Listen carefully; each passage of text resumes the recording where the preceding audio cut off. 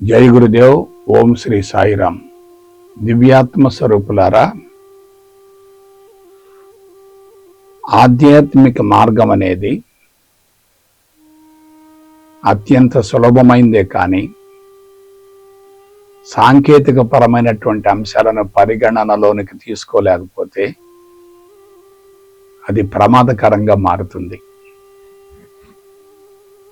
ఏమిటి సాంకేతికత అంటే తక్కువ సమయంలో తక్కువ శ్రమతో ఎక్కువ లబ్ధి పొందేటటువంటి విధానమే సాంకేతికత అంటే. కాబట్టి మనం ఏం చేయాలి? ఆధ్యాత్మికతను గురించి స్పష్టతను ఏర్పరచుకోవాలి. ఆధ్యాత్మిక మార్గంలో స్థూలమైనటువంటి విధానం ఉంది, సూక్ష్మమైనటువంటి విధానం ఉంది. స్థూలమైనటువంటి విధానాలు ఏమిటి? కర్మయోగం, భక్తి యోగం స్థూలమైనటువంటి విధానాలు. ద్వైతం, విశిష్టాద్వైతం రెండు కూడా స్థూలమైనవే. ఇక జ్ఞానయోగానికి వస్తే అది తప్పనిసరి గురువు యొక్క మార్గదర్శకత ద్వారా మాత్రమే సాధ్యమవుతుంది తప్ప మామూలుగా సాధ్యం కాదు. అయితే ఇందులో కీలకమైనటువంటి అంశం ఏంటంటే ధ్యానం లేక సమాధి. కళ్ళు తెరిచి సమాచారాన్ని అవగాహన గావించుకున్న తర్వాత కళ్ళు మూసుకొని సాధన కొనసాగించాలి. సమాచారాన్ని తెలుసుకొని దాన్ని కరిగించుకోకపోతే నాకంతా తెలిసిందనేటటువంటి అహంకారం బలోపేతమయ్యే అవకాశం ఉంటుంది. ఎప్పుడైతే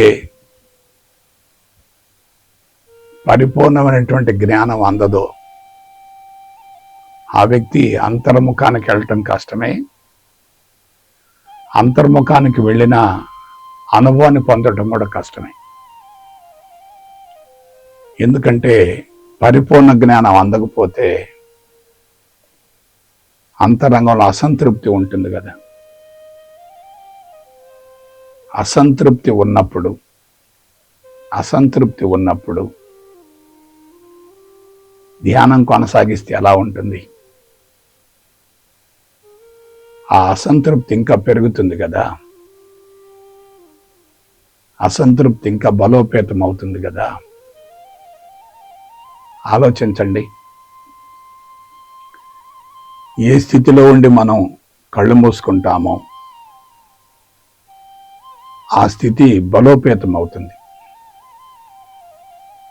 అసంతృప్తిగా ఉండి కళ్ళు మూసుకుంటే ఆ అసంతృప్తి ఇంకా తారాస్థాయికి చేరుతుంది. కాబట్టి అసంతృప్తిని పెంచుకోవటం కోసం సాధన కొనసాగించవలసిన అవసరం ఏమిటి? అసంతృప్తిని తొలగించుకోవటం కోసం సాధన కొనసాగించాలి తప్ప అసంతృప్తిని పెంచుకోవటం కోసం సాధన కొనసాగించవలసిన అవసరం లేదు కదా. దానివల్ల సమయం వృధా అవుతుంది, మానసికంగా ఇంకా కృంగిపోయే అవకాశం ఉంటుంది కదా. ఆలోచించండి. అందుకే మెంటల్ ప్రిపరేషన్ లేకుండా మెడిటేషన్ అనేది చాలా ప్రమాదకరంగా మారుతుంది. మెంటల్ ప్రిపరేషన్ తప్పనిసరిగా ఉండాలి. ఆ మెంటల్ ప్రిపరేషన్ ఎలా సాధ్యమవుతుంది? జ్ఞానం ద్వారా సాధ్యం కాదు. జ్ఞానాన్ని తెలుసుకోవటం ద్వారా మనిషి ఇంకా బలహీనపడతాడు. ఆ జ్ఞానం అనుభవంలోకి రావాలి. అనుభవంలోకి వచ్చింది ఏదైనా సత్యం అవుతుంది, కానీ అనుభవం లేనటువంటిది సత్యం ఎలా అవుతుంది? ఆలోచించండి. కాబట్టి ఆధ్యాత్మికతను గురించి శాస్త్రీయ పందాల అవగాహన గావించుకొని అనుభవంలోకి పొందేటటువంటి విధానాన్ని గురించి సద్గురు ద్వారా తెలుసుకోవాలి. సద్గురు అంటే సత్యవంతంగా జీవిస్తూ అనుభవసారాన్ని ప్రపంచానికి అందించేటటువంటి వ్యక్తి సద్గురువు అవుతాడు. ప్రాథమికంగా బాహ్యపరమైనటువంటి గురువులు అవసరమే కానీ నీ అంతరంగమే నీ గురువు అవుతుంది కదా. నీ అంతరంగమే నీ గురువు అని తెలియజేసేటటువంటి వ్యక్తి సద్గురువు అవుతాడు. బాహ్యపరమైనటువంటి గురువుల వైపుకు ప్రోత్సహించేటటువంటి వ్యక్తి సద్గురువు కాలేడు కదా. కాబట్టి జాగ్రత్తగా విశ్లేషించుకోండి. అధునాతన సాంకేతిక పరిజ్ఞానం అంటే బాహ్యపరమైనటువంటి గురువుల నుండి పూర్తిగా బయటపడాలి. ఎప్పుడైతే బయట ఉన్నటువంటి బాహ్యపరమైనటువంటి గురువుల నుంచి విడిపోతామో అప్పుడు స్వతంత్రత పెరుగుతుంది, బానిసత్వం తగ్గుతుంది.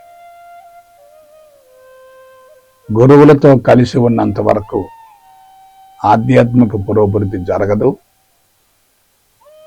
ఆధ్యాత్మికంగా ఇంకా బలహీనపడే అవకాశం ఉంటుంది. ఎందువల్ల? స్వతంత్రత లేదు కదా. స్వతంత్రంగా ఉన్నప్పుడు ఆలోచించేటటువంటి విధానానికి, బానిసత్వంలో ఉండి ఆలోచించేటటువంటి విధానానికి స్పష్టమైనటువంటి వ్యత్యాసం ఉంటుంది. A free mind can achieve anything, slavery mind cannot achieve anything అంటారు. సర్వస్వతంత్రమైనటువంటి వ్యక్తి మాత్రమే ఆధ్యాత్మిక మార్గంలో పరిణతి చెందుతాడు తప్ప సంస్థలతో, గురువులతో అనుబంధాన్ని ఏర్పరచుకున్నటువంటి ఏ వ్యక్తి ఆధ్యాత్మికంగా పరిణతి చెందే అవకాశం లేదు. ఎవరికి వారు అనుభవించవలసిందే తప్ప ఒకళ్ళ నుంచి మరొకళ్ళు పొందేది కాదు, ఒకళ్ళు మరొకళ్ళకి ఇచ్చేది కూడా కాదు. అందులో ఎవరికి వాళ్ళు అనుభవించాలంటే తప్పనిసరిగా ఇతరుల మీద ఆధారపడేటటువంటి విధానానికి స్వస్తి పలకాలి. ఇక నెక్స్ట్ రెండవ ఘట్టం ఏమిటి? సాధన సాధన సాధన అంటున్నాం. మానసిక సంసిద్ధత లేకుండా సాధన కొనసాగించకూడదు. మానసిక సంసిద్ధత ఉంటే సాధన ఒక ఆట అవుతుంది. మానసిక సంసిద్ధత లేకపోతే సాధన కురుక్షేత్ర సంగ్రామం అవుతుంది. విపరీతంగా మదనం జరుగుతుంది, శక్తిని కోల్పోయే అవకాశం ఉంటుంది. కాబట్టి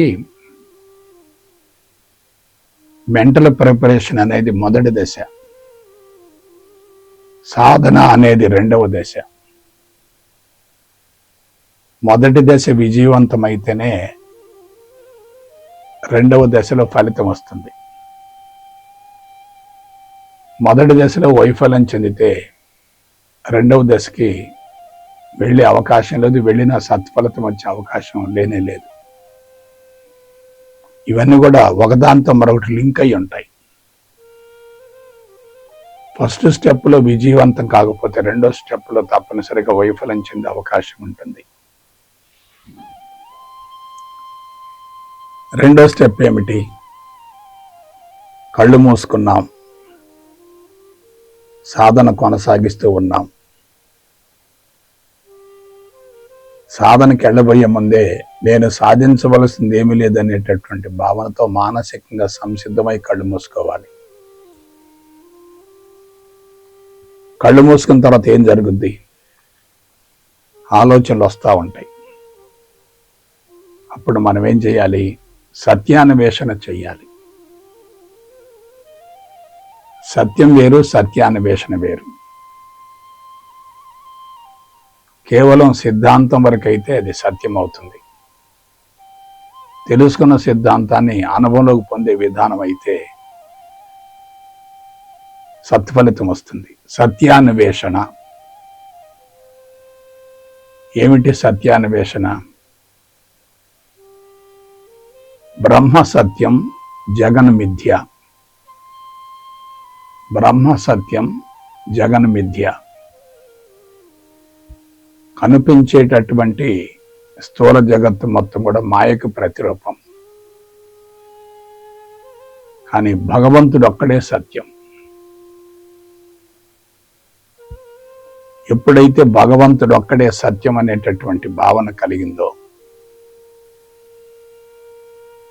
అప్పుడేమవుతుంది?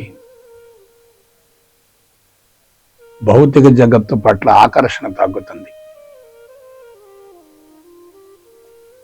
భగవంతుడే సత్యం, భౌతిక జగత్తు మాయ అనేటటువంటి విషయాన్ని అవగాహన చేసుకోకుండా ధ్యానంలో కూర్చునేటట్లయితే, సాధన కొనసాగించేటట్లయితే ఆ సాధన పక్క మార్గం బట్టి అవకాశం ఉంటుంది. ఈ 2 పదాలు తీసుకోండి. బ్రహ్మ సత్యం, జగత్తు మిథ్య. అక్కడ బ్రహ్మం ఉంది, జగత్తు ఉంది. జగత్తు కంటికి కనిపిస్తుంది, బ్రహ్మం కంటికి కనిపించే అవకాశం లేదు. ఆ బ్రహ్మమే సత్యమట, జగత్తు మాత్రం మాయట. అక్కడ 2 ఉన్నాయా, 1 ఉందా? 2 ఉన్నాయి కదా. 2 ఉంటే అది ద్వైతం అవుతుంది, విశిష్టాద్వైతం అవుతుంది కదా, అద్వైతం కాదు కదా. అద్వైతమే సత్యం, అన్యము మిథ్య అంటున్నాం కదా. అద్వైతమే సత్యం, అన్యము మిథ్య అంటున్నాం కదా. అద్వైతం మనిషిని ఏకత్వం వైపుకు మళ్లిస్తుంది.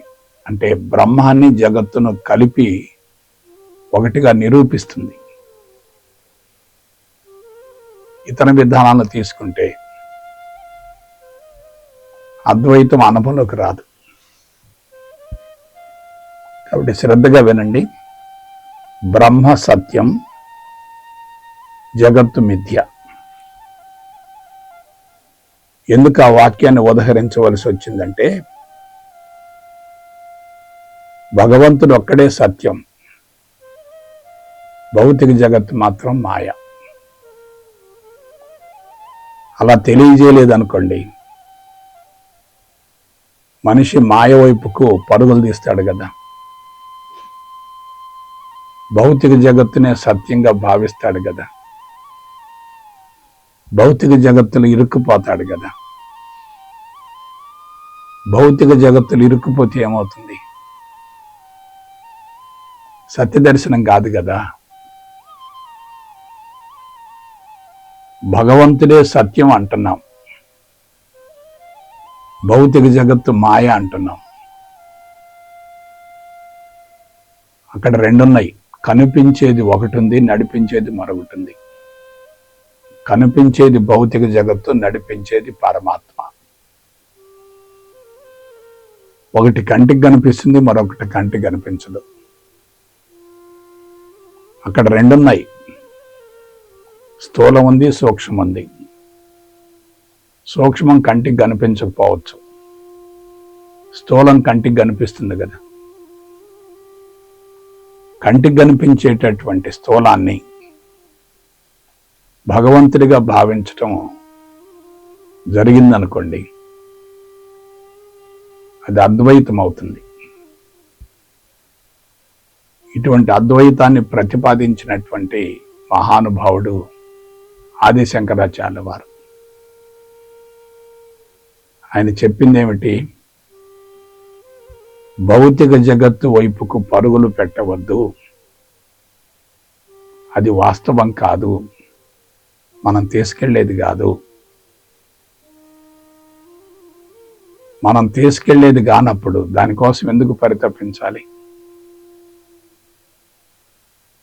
కాబట్టి భౌతిక జగత్తు పట్ల విముఖతను ఏర్పరచడం కోసమే ఆ సూక్తిని ఉదహరించడం జరిగింది. కారణం ఏమిటి? కంటికి కనిపిస్తూ రోజు ఉపయోగించుకునేటటువంటి వస్తువులను, పదార్థాన్ని భగవంతుడిగా భావించటం అంటే అది బోధించినంత సులభం కాదు కదా. మనం వాడుకునే వస్తువుల పట్ల మనకి చిన్న చూపు ఉంటుంది,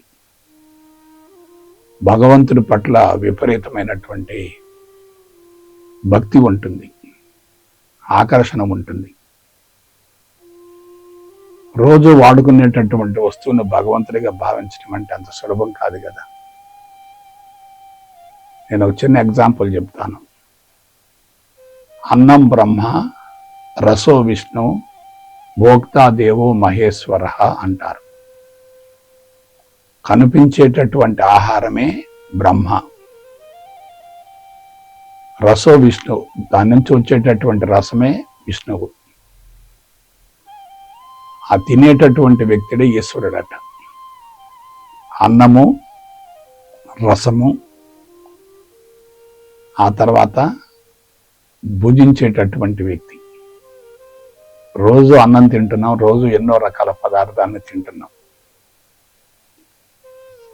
రోజు చూసే వాటికి పట్ల మనకి ఎటువంటి చూపు ఉంటుంది? చిన్న చూపు ఉంటుంది కదా. అందుకే భగవంతుడిగా భావించడం అంటే ఆసక్తిని చూపరు. కానీ సత్యం ఏమిటి? బ్రహ్మ సత్యం, జగత్తు మిథ్య. ఇది వాస్తవం. మారేది ఎప్పుడు కూడా మాయగా గోచరించాలి. మారకుండా ఉండేదే భగవంతునిగా భావించబడాలి. ఎప్పుడైతే అది భగవంతుడిగా భావించబడిందో దాన్ని మనం ఉన్నతంగా చూస్తాం. రోజు కంటికి కనిపిస్తూ వాడుకునేటటువంటి వస్తువులను, పదార్థాన్ని భగవంతుడిగా భావించడం అంటే అది చెప్పినంత సులభం మాత్రం కాదు. కాబట్టి కొంచెం ఆలోచించండి. బ్రహ్మ సత్యం, జగత్తు మిథ్య. ఇప్పుడు మనం బ్రహ్మ సత్యం, జగత్తు మిథ్య అనుకొని జగత్తును వ్యతిరేకిస్తూ బ్రహ్మం కోసం సాధన చేస్తూ ఉన్నాం అనుకోండి. కనిపించే దానిని వ్యతిరేకిస్తూ, కనిపించిన దానికోసం అన్వేషణ చేస్తూ సాధన చేస్తూ ఉంటే అది అనుభవంలోకి వస్తుందా? రాదు కదా. ఆలోచించండి. ఉన్నదానిని వ్యతిరేకించడం ఏంటి? కనిపించిన దానికోసం విపరీతంగా సాధన చేయటం ఏంటి? కనిపించేది మాయా అనుకున్నప్పుడు దాన్ని వ్యతిరేకిస్తాం. వ్యతిరేకించేది లోతుగా బలపడుతుంది. అట్టి స్థితిలో ఆశించేది మనకి అందదు. ఆశించేది అందదు. వ్యతిరేకించేది లోతుగా బలపడుతుంది. అట్టి స్థితిలో మనిషి ఏమవుతాడు? ఆశించింది అందకపోతే అసంతృప్తికి లోనవుతాడు కదా. వద్దు అనుకున్నది తొలగిపోవటం లేదు, కావాలి అనుకున్నది రావటం లేదు. మరి ఏం చేయాలి?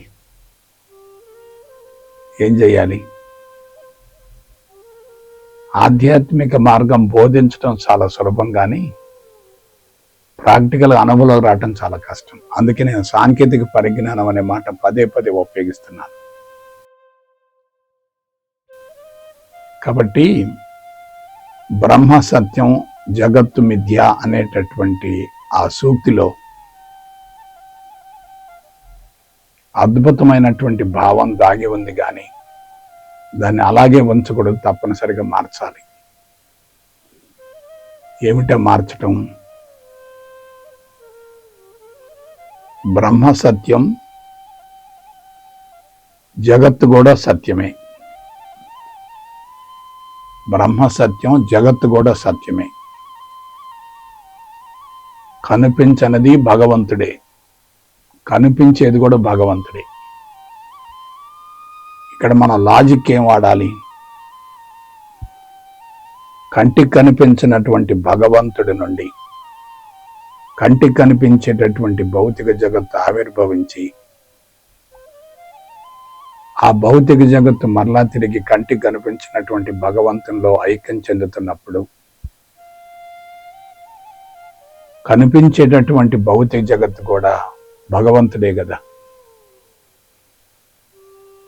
ఈ లాజిక్ను పట్టుకుంటే చాలు. సత్యాన్వేషణ కోసం మనం విపరీతంగా సాధన చేసేటట్టయితే శరీరం బలహీనపడుతుంది. ఉన్నది సత్యమే, ఉన్నది భగవంతుడే, ఉన్నది పరమాత్మే, ఉన్నది పరబ్రహ్మమే. దాని నుండి ఇది వేరు కాదు, దీని నుండి అది వేరు కాదు. అక్కడ ఉన్నది ఒక్కటే, రెండుగా కనిపిస్తుంది కానీ అక్కడ ఉన్నది మాత్రం ఒక్కటే. ఒక్కటే ఉంది అనుకున్నప్పుడు మాయా భగవంతుడు రెండు కూడా కలిసిపోతాయి కదా. అంటే మనం ఏం చేయాలి? మాయను కూడా భగవంతుడిగా భావించే విధంగా అధునాతన సాంకేతిక పరిజ్ఞానాన్ని ఉపయోగించాలి. అందుకే బ్రహ్మము సత్యమే, జగత్తు కూడా సత్యమే, రెండు వేరు కాదు. రెండును వేరు చేయటం సాధ్యం కాదు. వాటిని ఏమంటారు? అన్యోన్యాశ్రయాలు అంటారు. ఒకదానితో మరొకటి లింక్ అయి ఉంటాయి. ఒకదాని నుండి మరొక దాన్ని వేరు చేసే అవకాశం లేదు. అందుకే మనం ఏం చేయాలి? బ్రహ్మాన్ని భగవంతుడిగా భావించాలి, భౌతిక జగత్తును కూడా భగవంతుడిగా భావించాలి. రెండింటిని ఒకటిగా భావించామనుకోండి, అక్కడ ద్వంద్వాలకి ద్వైతానికి అవకాశమే లేదు కదా.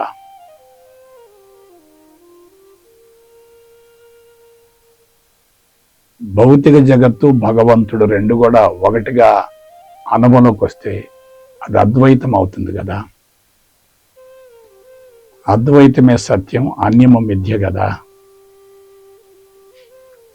కాబట్టి మనం సాంకేతికతను వాడేటట్లయితే తక్కువ సమయంలో తక్కువ శ్రమతో ఎక్కువ లబ్ధిని పొందవచ్చు. సాధనలో ఎటువంటి ఘర్షణ ఉండదు. మన చుట్టూ ఉన్నది భగవంతుడు అనుకున్నప్పుడు ఇంకా భగవంతుడి కోసం ప్రత్యేకంగా కఠోరంగా సాధన చేయవలసినటువంటి అవసరం లేదు కదా, అన్వేషణ చేయవలసిన పని లేదు కదా, పరిశోధన చేయవలసినటువంటి అవసరం లేదు కదా. ఇదే సత్యాన్వేషణ అంటే. ఎప్పుడైతే చుట్టూన్నటువంటి భౌతిక ప్రపంచంతో ఉన్నటువంటి బలీయమైనటువంటి బంధాలు తొలగిపోతాయో అంతర్ముఖానికి మార్గం సులభతరం అవుతుంది. అంతర్ముఖం జరగాలంటే భౌతిక ప్రపంచంతో ఉన్నటువంటి బలీయమైనటువంటి బంధాలు తొలగిపోవాలి. అందుకే నేను మరొకసారి చెప్తున్నాను, సత్యాన్ని గురించి తెలుసుకుని అనుభవం పొందాలంటే సత్యాన్వేషణ జరగాలి. ఆ సత్యాన్వేషణలో సత్యాన్వేషణ గావించినటువంటి వ్యక్తుల యొక్క జీవిత అనుభవాలను పరిగణలోకి తీసుకోవాలి. అనుభవమైనటువంటి వ్యక్తులు ఏం చెప్పినా సరే అదంతా నిరుపయోగమే, మనిషిని ఇంకా బలహీనపరిచేటటువంటి అంశమే. అందువలన అందరూ కూడా ఆధ్యాత్మిక మార్గంలో ఉన్నటువంటి బలహీనతలను, లోపాలను తొలగించి సాంకేతిక విధానం ద్వారా దానిని అనుభవంలోకి పొందగలిగితే భావితరాలకు మనం బంగారు భవిష్యత్తును అందించగలుగుతాం. వక్ర మార్గాలను అనుసరించేటట్లయితే భావితరాలకు మనం అశాస్త్రీయ విధానాలను అనుసరించి అందించి వాళ్ళ జీవితాలను ఇంకా బలహీనపరుస్తాం. కాబట్టి ఆ దిశగా మనందరం కూడా ప్రణాళికలను రూపొందించుకొని ముందుకెడదాం, సత్ఫలితాన్ని పొందుదాం, ప్రపంచాన్ని పరిరక్షిద్దాం, ప్రపంచాన్ని కాపాడుకుందాం. జై గురుదేవ్, జై గురుదేవ్, జై గురుదేవ్.